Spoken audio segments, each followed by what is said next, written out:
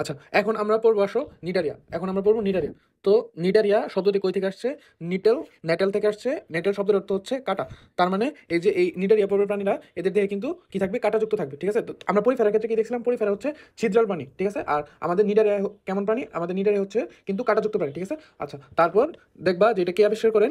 পর্বটির নামকরণ করেন হেড্রেক। ঠিক আছে? পরিফেরার ক্ষেত্রে ছিল রবার্ট গ্রান্ট আর নিডারিয়ার ক্ষেত্রে হচ্ছে হেড্রেক। আচ্ছা, গেল। তারপর এগুলোতে আমাদের মুখস্থ করতে হবে। তারপর এই সংক্ষিপ্ত পরিচিতিটা অনেক ভালো করে মুখস্থ করতে হবে। এখান থেকে অনেক এমসিকিউ আসে, আবার সিকিউ 2 এর জন্য কিন্তু আসে। তো সংক্ষিপ্ত পরিচিতি অনেক ভালো করে মুখস্থ করতে হবে। আচ্ছা, তারপর দেখো তাহলে নিডারিয়া পর্বের প্রাণীরা কেমন? অরীয় প্রতিসম। অরীয় প্রতিসম। দেখো এই নিডারিয়ার ক্ষেত্রে তুমি বেশিরভাগই কিন্তু আমাদের শ্রেণীবিন্যাসের ভিত্তিতে অনেক ভালো করে অনেক বেশিরভাগই পড়ে ফেলছো। ঠিক আছে? আর আমাদের সেকেন্ড চ্যাপ্টারে যেহেতু হাইড্রা আছে, হাইড্রা হচ্ছে আমাদের নিডারিয়া পর্বের প্রাণী। তো এখানে অনেক কিছু যদি তুমি নাও বুঝো, হাইড্রাতে অনেক ভালো করে বুঝে ফেলবা। ঠিক আছে? আচ্ছা, আগে তাহলে দেখি আমরা অরীয় প্রতিসম কেন বলছিল। দেখো এটা অধিপতি সমতলে কাদের বলে? যদি কোনো প্রাণীকে কেন্দ্রীয় লম্ব অক্ষ বরাবর ভাগ করে দুয়ের বেশি অংশে ভাগ করা যায়, মানে দুইবারের বেশি ভাগ করা যায়, মানে চারটার বেশি অংশ পাওয়া যায়, তখন সেটাকে কি বলা হয়? তখন সেটা কিন্তু অরীয় প্রতিসম বলে। তো দেখো এটা যদি আমরা ভাগ করি তাহলে কিন্তু দেখো প্রায় সমান না, এটাকে আরো দুইবারের বেশি ভাগ করা যাবে। এই জন্য এদেরকে কি বলা হয়? অরীয় প্রতিসম বলা হয়। আচ্ছা, তারপর দেখো এটা কি? এটা হচ্ছে কোষ টিস্যু মাত্র। এটা আমরা দেখছিলাম যেহেতু এটা 2 নম্বরে আছে, 2 নম্বরে কি ছিল? টিস্যু ছিল। তো কোষ টিস্যু, তো এটা সেল টিস্যু গ্রেডের প্রাণী। এটাও কিন্তু আমরা আগে দেখছিলাম। আচ্ছা, তো এদের প্রাণীগুলোর অধিকাংশ কেমন থাকে? নিশ্চল থাকে। ঠিক আছে? আচ্ছা, এটা আমাদের একটু দেখতে হবে। আরেকটা জিনিস দেখতে হবে। দেখো এটাকে কেন কোরাল বলা হয়? এটা আমাদের বুঝতে হবে। ধরো এটা আমাদের হচ্ছে নিডারিয়া পর্বের একটা প্রাণী। ধরো এটা হচ্ছে নিডারিয়া পর্বের প্রাণী। ওদের কি থাকে? একটা এখানে কি থাকে? একটা বেসাল ডিস্ক থাকে। বেসাল ডিস্ক থাকে। আর এইটার মধ্যে কি থাকে? এটার মধ্যে হচ্ছে ক্যালসিয়াম কার্বনেট থাকে। ক্যালসিয়াম কার্বনেট থাকে। তো এগুলো হচ্ছে এদের জৈব অংশ। জৈব অংশ মানে কি? যাদের মধ্যে প্রোটোপ্লাজম আছে এবং যারা এক সময় না এক সময় মৃত্যুবরণ করবে। আর এটা হচ্ছে আমাদের অজৈব অংশ, মানে বেসাল ডিস্ক, এটার কিন্তু মৃত্যু হবে না। তো যখন এই হাইড্রা মৃত্যুবরণ করবে তখন কিন্তু এদের এই যে জৈব অংশ এটা কিন্তু ধ্বংস হয়ে যাবে। ঠিক আছে? কিন্তু থাকবে কি? এই যে এদের প্যাডাল ডিস্কটা ছিল, এই প্যাডাল ডিস্কটা থাকবে। ঠিক আছে? এই যে বেসাল ডিস্কটা ছিল, এইটা কিন্তু থেকে যাবে। আর এই যে বেসাল ডিস্কটা থাকবে সেটাই কিন্তু আমরা পরবর্তীতে কোরাল হিসেবে চিনবো, এবং এটাই কিন্তু কি হবে? সমুদ্রের পানির ধাক্কায় পানির ভিতরে ঘুরবে, এবং এটাই কিন্তু আমরা কোরাল হিসেবে জানবো। এই জন্যই আমরা অনেকে জানি না তাহলে নিডারিয়াকে কেন কোরাল বলা হয়। এই কারণে কিন্তু নিডারিয়াকে কোরাল বলা হয়। আচ্ছা, আর এরা কি থাকে? নিশ্চল থাকে। তারপর যখন এরা মারা যায় তখন এরা কি হয়ে যায়? তখন এরা পানির ইয়াতে সমুদ্র বলে ঘুরতে থাকে। আচ্ছা, আর সবাই যে নিশ্চল তাও না। এই যে জেলিফিশ, এরা কিন্তু নিডারিয়া পর্বের মুক্ত সাঁতারু সদস্য। এটা ইম্পর্টেন্ট। ঠিক আছে? জেলিফিশ কি? মুক্ত সাঁতারু সদস্য। আর এরা কিন্তু দেখো এরা কিন্তু অনেক কালারফুল হয়। তুমি যদি এদের ছবি দেখো, এই দেখো এগুলো কি হয়? অনেক কিন্তু কালারফুল হয়। এই জন্য এদেরকে কি বলা হয়? সমুদ্রের ফুল বলা হয়। তো প্রশ্ন আসে নিডারিয়ানদের কেন সমুদ্রের ফুল বলা হয়, বা সমুদ্র ফুল কাদের বলা হয়? নিডারিয়ানদের সমুদ্রের ফুল বলা হয়। তারপর এই যে প্রবাল প্রাচীরগুলোতে 25% জীব হচ্ছে আমাদের নিডারিয়া। ঠিক আছে? প্রবাল প্রাচীরগুলোতে 25% জীব আমাদের নিডারিয়া। এই জন্য এদেরকে কি বলা হয়? 25% জীব হচ্ছে নিডারিয়া। আর আহ, এই প্রবাল দ্বীপকে কি বলা হয়? রেইন ফরেস্ট বলা হয়। ঠিক আছে? প্রবাল দ্বীপকে কি বলা হয়? রেইন ফরেস্ট বলা হয়। তো এখন আমি যদি তোমাকে কোশ্চেন করি, নিচের কোনটিকে রেইন ফরেস্ট বলা হয়? ঠিক আছে? পরিফেরা, নিডারিয়া, প্লাটিহেলমিনথেস আর হচ্ছে প্রবাল প্রাচীর। তোমার আনসার কি হবে? তোমার আনসার যদি নিডারিয়া হয় তাহলে কিন্তু ভুল। ভালো করে পড়ে দেখো, এখানে কিন্তু নিডারিয়ানদের রেইন ফরেস্ট বলা হয়নি। রেইন ফরেস্ট বলা হয়েছে প্রবাল প্রাচীরের, এবং এই প্রবাল প্রাচীরের 25% জীব হচ্ছে নিডারিয়া।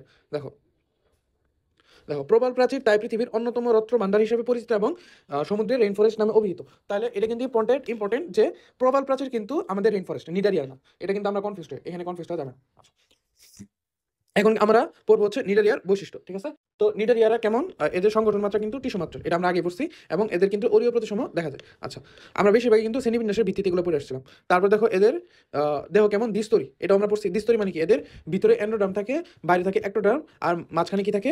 অকোষীয় মেসোগ্লিয়া থাকে। অকোষীয় মেসোগ্লিয়া থাকে। এগুলো আমরা আগে পড়ছি, এবং হাইড্রের মধ্যে আরো ভালো করে পড়বো। আচ্ছা, এটা একটু এখন দেখে রাখো। এই যে এদের দেহে কাটার মতো কি থাকে? নেমাটোসিস্ট থাকে। নেমাটোসিস্ট থাকে। ঠিক আছে? আচ্ছা, কয় ধরনের নিডারিয়ানদের দেহে মোট 23 ধরনের নেমাটোসিস্ট থাকে। আর নেমাটোসিস্ট কি আসলে? এগুলো আসলে একটা দংশন অঙ্গাণুর মতো। ঠিক আছে? দংশন অঙ্গাণুর মতো। এগুলো আমরা যখন হাইড্রা বলবো তখন অনেক ভালো করে পড়বো। এখন একটু জেনে রাখো আর কি। নেমাটোসিস্ট থাকে, এর মাধ্যমে কি করে? আত্মরক্ষা, খাদ্য গ্রহণ ও দেহ পরিষ্কার পরিচ্ছন্ন করে। আচ্ছা, তারপর দেখো এই যে আমাদের নিডারিয়া কিন্তু এসিলোমেট ছিল। তার মানে কি? এদের দেহে সিলোম থাকবে না। তো এদের দেহে যেহেতু সিলোম নেই, এই জন্য এদের দেহে কি থাকে? সিলিনটেরন নামে এক ধরনের গহ্বর থাকে। ঠিক আছে? আর এটাকে কি বলা হয়? গ্যাস্ট্রোভাস্কুলার গহ্বর। তো গ্যাস্ট্রোভাস্কুলার গহ্বর কেন? এখানে কিন্তু পরিপাকের কাজও হয়, আবার ভাস্কুলার মানে কি পরিবহন, তার মানে পরিবহনের কাজ হয়। তো এখানে কিন্তু ২ টা কাজ একসাথে হচ্ছে। একটা হচ্ছে পরিপাকের কাজ হচ্ছে, আরেকটা সংবহনের কাজ হচ্ছে। এইজন্য এটাকে কি বলা হয়? গ্যাস্ট্রোভাস্কুলার গহ্বর বলা হয় এবং এটা একটা ছিদ্র পথে উন্মুক্ত হয়, যেটা একই সাথে মুখ ও পায়ুর কাজ করে। এটাও আমরা হাইড্রাতে অনেক ভালো করে পড়ব। এখন একটু মনে রাখো। আচ্ছা। আর এখানে পরিপাক ২ ভাবেই হয়। এক হচ্ছে বহুকোষীয় পরিপাক, একটা হচ্ছে অন্তঃকোষীয় পরিপাক। তো বহুকোষীয় পরিপাক মানে কি? এই যে এদের সিলিন্ডারন নামক কোষ গহ্বর আছে না? এই সিলিন্ডারন নামক গহ্বরে এরা পরিপাক করতে পারে। আবার কি করে? আমরা ফেগোসাইটোসিস পড়ছিলাম না? ফেগোসাইটোসিস প্রক্রিয়া কি হইতো? একটা মনে করো খাবার, এই খাবার কিন্তু কি করতো? এটা আমাদের এই কোষটা কি করতো? এটাকে ফেগোসাইটোসিস প্রক্রিয়ায় ভক্ষণ করে ফেলতো। তার মানে এখানে যেমন সিলিন্ডারনের পরিপাক হয়, তেমনি ফেগোসাইটোসিস প্রক্রিয়ায় কোষ ওই খাবারকে নিজের ভিতরে ঢুকায় আনে, তখন ওইভাবে কিন্তু পরিপাক হয়। তার মানে সিলিন্ডার যেহেতু কোষের বাইরে হচ্ছে, বহুকোষীয় পরিপাক হচ্ছে, আবার ফেগোসাইটোসিস প্রক্রিয়ায় আবার কোষের ভিতরেও কিন্তু পরিপাক হচ্ছে। তার মানে এই আমাদের নিডারিয়াতে কিন্তু বহুকোষীয় অন্তঃকোষীয় উভয়ভাবেই পরিপাক হয়। আচ্ছা। আর অনেক প্রজাতির ক্ষেত্রে কিন্তু বহুরূপিতা দেখা যায়। এটার ইংলিশটা ইম্পর্টেন্ট, ঠিক আছে? পলিমরফিজম। মরফিজম মানে হচ্ছে রূপ, ঠিক আছে? আর পলি মানে হচ্ছে বহু। তার মানে এদের থেকে কি দেখা যায়? বহুরূপিতা দেখা যায় বা পলিমরফিজম দেখা যায়। তার মানে হচ্ছে এরা কি করে? এরা স্থির অবস্থায়ও থাকতে পারে, আবার কি মুক্ত অবস্থায়ও থাকতে পারে। আর এই দশাগুলোকে বলা হয় পলিপ ও মেডুসা দশা। পলিপ ও মেডুসা দশা। আচ্ছা। তো মেডুসা দশা কি? মেডুসা দশা হচ্ছে মুক্ত ও যৌন জননে সক্ষম, ঠিক আছে? তার মানে আমি মনে রাখতাম, মতে মেডুসা, মতে মুক্ত, এবং যারা মুক্ত সেই তো যৌন জননে সক্ষম হবে, সে ঘুরে ঘুরে বেড়ায়, ঠিক আছে? এই জন্য কি করে এরা শুক্রাণু ডিম্বাণুর কাছে যাইতে পারে, ডিম্বাণু শুক্রাণুর কাছে যাইতে পারে। এই জন্য যারা মুক্ত তারাই যৌন জননে সক্ষম। আর আরেকটা দশা আছে, সেটা হচ্ছে পলিপ। পলিপ তাহলে কি হবে? উল্টাটা হবে, স্থবির ও অযৌন জননে, অযৌন জননক্ষম, ঠিক আছে? অযৌন জননক্ষম মানে যৌন জননক্ষম না, ঠিক আছে? অযৌন জনন হয় আর। তাইলে আমরা তাহলে কি দেখলাম? এরা বহুরূপিতা দেখায়। কি কি দেখায়? একটা হচ্ছে পলিপ দশা, একটা হচ্ছে মেডুসা দশা। তো পলিপ দশা কি? স্থবির এবং অযৌন জনন হয় এর মধ্যে। আর মেডুসা কি? মুক্ত এবং এর মধ্যে কি হয়? যৌন জনন হয়। আচ্ছা। তারপর দেখো এরা জীবনচক্রে প্লানুলা নামক লার্ভা দশা দেখায়। পরিফেরাতে আমরা 2টা লার্ভা দশা দেখছিলাম, একটা হচ্ছে এমফিব্লাস্টুলা আর প্যারেনকাইমুলা। আর এখানে নিডারিয়ার ক্ষেত্রে কিন্তু আমরা একটা লার্ভা দশা দেখি, সেটা হচ্ছে প্লানুলা, ঠিক আছে? এখন তোমরা লার্ভা দশা কি? লার্ভা দশা হচ্ছে মনে করো এখানে একটা এরা তো এনে ভ্রূণ থাকে, ঠিক আছে? তো ওরা ধীরে ধীরে কি হবে? পূর্ণাঙ্গ প্রাণী তৈরি হবে। তো পূর্ণাঙ্গ প্রাণী হওয়ার আগে ওরা এমন একটা দশায় আসে, সেটা ভ্রূণের সাথেও মিল নেই, আবার পূর্ণাঙ্গ প্রাণীর সাথেও মিল নেই। এটা কি বলা হয়? হচ্ছে লার্ভা দশা, ঠিক আছে? এটাকে কি বলা হয়? লার্ভা দশা বলা হয়। আচ্ছা। এটা ইম্পর্টেন্ট, এটা অনেক ইম্পর্টেন্ট যে বেশিরভাগই কই থাকে? ওরা কিন্তু সামুদ্রিক হয়, নিডারিয়ার পর্বের প্রাণীরা। কিন্তু 20 প্রজাতি কি হয়? 20 প্রজাতি কিন্তু নিডারিয়ার স্বাদু পানির মাছ, স্বাদু পানি, ঠিক আছে? 20 প্রজাতির হচ্ছে স্বাদু পানির, আর বাকি সব কেমন হয়? আমাদের সামুদ্রিক হয়। আচ্ছা। তো শেষ। তারপর হচ্ছে আমাদের এই যে নিডারিয়া পর্বের প্রাণীকে 4টা ক্লাসে বিভক্ত করা হয়, ঠিক আছে? যারা মেডিকেলের জন্য এডমিশন দিবা, তাদের জন্য এইগুলো ইম্পর্টেন্ট, এগুলো একটু দেখে নিবা। হাইড্রোজোয়া মানে কি? হাইড্রা। স্কাইফোজোয়া মানে jellyfish. Cubozoa box jellyfish. Anthozoa সামুদ্রিক পালক। এগুলো মুখস্থর বিষয়, এগুলো তোমাদের মুখস্থ করতে হবে, ঠিক আছে? মেমোরাইজ। আচ্ছা। তারপর হচ্ছে এক্সাম্পলগুলো দেখতে হবে, ঠিক আছে? এক্সাম্পলগুলো দেখবা বৈজ্ঞানিক নাম সহ। নীল বোতামটা ইম্পর্টেন্ট, এটা বেশি আসে। আর নীল বোতামটা কিন্তু সিকিউর জন্য ইম্পর্টেন্ট, কারণ তুমি বেশিরভাগই দেখবা এই যে এই জিনিসটা তোমাদের সিকিউতে দিয়ে বলবে এটা কোন প্রজাতির, ঠিক আছে? তো চিত্রগুলো ভালো করে দেখবা।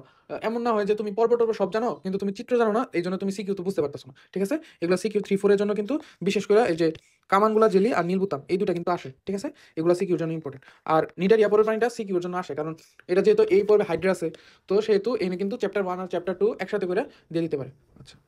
তো মোটামুটি এই চ্যাপ্টারের, সরি এই চ্যাপ্টার না, এই পর্বের আমরা, আর এগুলো হচ্ছে আমাদের আলিম স্যারের বই, ঠিক আছে? তো আমরা চ্যাপ্টার শেষ হওয়ার পর আলিম স্যারের বই আলাদা করে পড়বো, তো এগুলো এখন পড়ার দরকার নেই। আর হচ্ছে এই পর্বের বেশিরভাগই আমরা আগেই পড়ে আসছিলাম, আর বেশিরভাগ আমরা, আর বাকি যেগুলো আছে ওগুলো আমরা হাইড্রা থেকে পড়বো ভালো করে। আচ্ছা, ঠিক আছে। এটা আমাদের